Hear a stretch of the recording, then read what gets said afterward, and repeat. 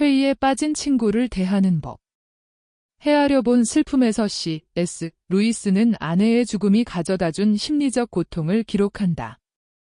산만하고 또 슬픔에 잠긴 그를 통해서 그는 인간이라는 상태가 가진 취약한 본질을 탐구한다. 인간은 우연과 덧없음에 쌓인 취약한 존재이다. 그리고 인간의 삶은 고통으로 가득하다. 20세기가 낳은 가장 위대한 변증가인 루이스조차도 깊은 상실 앞에서 과연 선하신 하나님이 실제로 존재하시는지 여부를 놓고 의심하는 시간을 만난다. 그가 겪은 고통은 모든 1차적 증거가 하나님이 존재하지 않는다라고 소리친다. 루이스의 기록은 의심에서 자유로운 사람이 없다는 사실을 극명하게 상기시킨다. 그리스도인에게 의심은 그 근원과 처방 모든 면에서 다면적이다. 루이스의 차고 넘치는 변증 지식도 그에게 의심과 슬픔을 극복하게 하는 예방약이 되지 못했다. 그는 악과 고통의 문제에 관한 모범 답안을 알고 있었다. 게다가 그는 고통의 문제까지 썼다. 그러나 루이스에게 진짜 필요한 것은 지적 해결책이 아니었다. 그렇다고 고통에 관한 그의 주장에 합리성이 없다는 말이 아니다. 부족한 것은 감정적인 무게였다. 합리적이기 이를 데 없는 그의 주장도 아내의 죽음 앞에서는 단지 공허한 울림에 불과했다. 믿음을 다시 되살리기 위해서 루이스에게 필요했던 것은 유신론적 논증의 견고함이 아니었다. 그건 그가 이미 완벽하게 숙지한 내용이었다. 그에게는 다시 보는 능력, 불과 몇 달 전까지만 해도 마냥 설득력으로 넘치던 이유에 한 번 더 주의를 기울이는 능력이 필요했다. 말콤에게 보내는 편지에서 루이스는 인간에게는 주의를 기울이는 능력이 필요하다고 언급했다. 로마서 한 장을 연상시키는 그 글에서 루이스는 이렇게 썼다. 우리가 하나님의 임재를 무시할 수는 있지만 결코 피할 수는 없다. 어디를 가더라도 그건 불가능하다. 세상은 그분으로 가득하다. 하나님은 각기 다른 얼굴을 한 채 모든 곳에 존재한다. 그렇다고 하나님을 알아보는 게 항상 어렵기만 한 건 아니다. 단지 제대로 인식하려면 우리는 기억하고 또 주의를 기울여야 한다. 신을 향한 의심으로 가득 찬 환멸에 빠진 현대 세계에서 우리는 주의를 기울이는 실천법을 재발견해야 한다. 그래서 의심하는 사람들로 하여금 하나님에게 주의를 기울이게 하고 우리가 살고 있는 세상이 얼마나 영적으로 충만한지 볼 수 있도록 도와야 한다. 어떻게 해야 그게 가능할까? 4가지 방법이 있다. 1. 이 불안한 존재가 되지 않도록 노력하라. 기독교 신앙은 규모와 주장에 있어서 인생 전부를 변화시킨다. 따라서 내면에 파고든 의심은 인생 전체를 흔들고 불안정하게 만들기 마련이다. 의심은 두려움과 불확실성을 야기하며 이는 결국 더 치열하게 답을 찾도록 만든다. 물론 기독교에는 의심의 고통에 빠진 사람들에게 도움을 주는 비판적 탐구라는 오랜 전통이 존재한다. 의심을 해결하기 위해서 기독교에 대한 몇 가지 주장과 증거를 탐구하는 과정이 여기에 포함된다. 그러나 의심하는 이들이 가진 질문에 대한 해결책이 오로지 합리주의에 근거한 논증에 그친다면 우리는 머지않아 명확한 탈출구가 없는 거대하고 불안에 휩싸인 반박이 반박을 부르는 무한 루프에 빠질 것이다. 두려움을 해결하기 위해 절대적인 증거를 찾으려는 필사적인 노력은 오히려 더 큰 의심을 키울 수도 있다. 이건 마치 말년의 의심이라는 병을 겪고 있는 루이스에게 잘못된 약을 처방하는 것과 같다. 만약에 당신의 친구가 루이스와 비슷한 문제로 고통받고 있다면 이런 식의 접근법은 별로 도움이 되지 않을 것이다. 심지어 당신이 제시하는 처방약 때문에 친구는 더 큰 회의감에 빠질 수도 있다.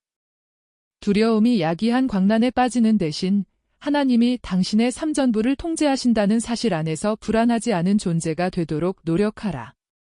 하나님의 주권을 확신할 때 당신은 더 이상 의심하는 친구와 불필요한 논쟁에 빠지지 않으면서도 그를 도울 수 있다. 친구의 의심을 끊임없이 공격할 필요도 없고 모든 질문에 굳이 철저하게 대답할 필요도 없다. 대신 친구와 동행하며 지혜와 조언을 제공하는 자유를 누리게 될 것이다. 물론 함께 힘을 합쳐서 깊이 파고들어야 하는 특정 질문이 있을 수도 있겠지만, 그럼에도 가장 중요한 것은 친구가 다른 시각으로 세상에 주의를 기울일 수 있도록 돕는 것이다. 2. 신성함에 함께 참여하라. 현대 세계가 가진 신에 대한 환멸은 완전하지 않다. 가장 열렬한 자연주의자들조차 무시하기 힘들 정도로 이 세상에는 하나님 앞에서 경외감을 느끼게 하는 순간이 있기 마련이다. 그럴 때면 누구라도 더 신성한 것을 향한 갈망이 내 속에 있음을 인정하게 된다. 가장 세속적인 문화에서도 탄생과 죽음, 결혼이 가진 깊은 의미를 인식해야 함을 알고 있다. 친구와 함께 이 매혹적인 순간 속으로 들어갈 수 있는 기회를 놓치지 말라. 아기를 꼭 안아주라. 새로운 삶이 가진 경이로움과 나약함을 생각하라. 결혼식에 참석해서 사랑의 의미에 대해 생각해보라. 휴일을 축하하라. 지난 날들을 되돌아보고 삶의 덧없음을 떠올리라.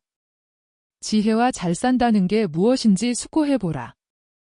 루이스에게는 죽음이 의심의 동기가 되었지만 성경은 우리에게 장례식에 가라고 충고한다. 전 7, 2. 이 생의 영속성에 대한 환상을 깨뜨리고 우리가 답할 수 없는 질문에 직면하도록 만드는 것이 죽음이기 때문이다. 죽음은 우리를 겸손하게 만든다. 죽음이라는 현실을 깊이 숙고함으로 우리는 진짜 중요한 문제에 주의를 기울일 수 있게 된다. 궁극적으로 의심과 환멸을 통과하고 한 번 더 매혹적인 삶을 사는 길을 제공할 것이다. 3. 함께 걸으라. 우리의 일상생활은 효율성과 생산성이라는 산성으로 나날이 침식되고 있다. 현대사회에서 우리는 끊임없이 서둘러야 한다는 충동에 시달린다. 그럴수록 속도를 늦추고 산책을 나가야 한다. 마음의 문을 열고 주의를 기울여야 한다. 성경은 자연계 전체가 우리에게 하나님에 대해서 증언한다고 말한다. 시19, 1:6. 이 말씀에 의지하여 친구와 함께 산책을 나서보라. 신선한 공기를 마시며 폭포에 감탄해보라.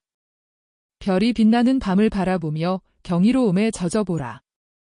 당신 주위를 둘러싼 하나님의 위엄에 주의를 기울이고 당신이 느끼는 점을 친구에게 설명하라. 루이스가 쓴 스크루테이프의 편지에는 인간의 믿음을 파괴한 경험이 있는 악마가 자신의 젊은 상대를 질책하는 장면이 나온다. 당신은 그 사람으로 하여금 오래된 방앗간으로 걸어가서 차를 마시도록 놔뒀어.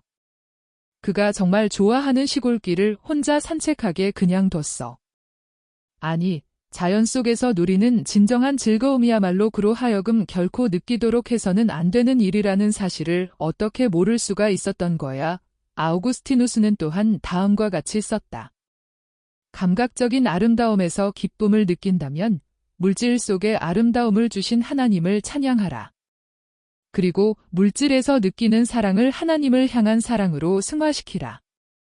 현대의 세속적인 세계는 자연조차도 얼마든지 조작될 수 있는 잔인한 현실이라는 가정을 바탕으로 한다. 주문처럼 눈에 붙은 이 해로운 거짓말은 우리로 하여금 세상을 평평하고 지루하며 생명 없는 것처럼 보도록 속인다. 의심하는 친구가 주변 세상의 아름다움을 제대로 보도록 도와주라.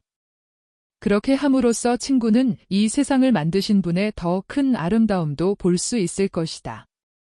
4. 공동 예배에 초대하라. 의심이 파고들 때 교회에 가는 발걸음을 중단하는 사람이 있다. 한때 위안을 주었던 예배가 이제는 불안한 질문들로 가득한 현장이 된다. 보기에 따라서는 의심이 사라질 때까지 신앙 공동체에서 한 발 떨어지는 게 더 진실한 태도인 것 같다. 그러나 우리가 하나님에게 주의를 기울여야 한다는 루이스의 충고를 진지하게 받아들인다면 더 이상 믿지 않는다는 친구들조차도 적극적으로 예배의 자리로 이끌어야 한다.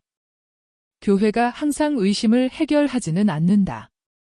목사라고 해서 모든 종류의 회의론을 없애주는 확실한 3단계 논증 같은 것을 알고 있는 것도 아니다. 그러나 교회는 죄인들을 위한 병원이고 공동예배는 깨어진 인간의 주의력이 회복되도록 만드는 가장 구체화된 처방약이다. 교회는 실로 오랜 세월에 걸쳐서 함께 찬양하고 설교를 통해서 말씀을 듣고 성찬식에 함께 참석함으로 성도가 하나님에게 주의를 기울인다는 사실을 증명해왔다.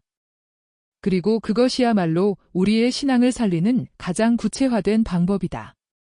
교회는 의심이 생길 때 피해야 할 곳이 아니다. 교회야말로 믿음이 강하든 약하든 모든 죄인을 환영하는 곳이다. 믿는 마음만큼이나 의심하는 마음도 얼마든지 진실되게 하나님과 대화할 수 있다. 시편 44편의 기자는 하나님의 신실하심에 대해 의심을 품었음에도 불구하고 여전히 하나님께 나아갔다. 친구들도 똑같이 하도록 초대하라. 그들의 의심이 사라지든 안 사라지든 상관없이 예배에서 환영받는다는 느낌을 받도록 도와주라. 그리고 당신부터 예배 속에서 오로지 하나님만을 주목해야 한다.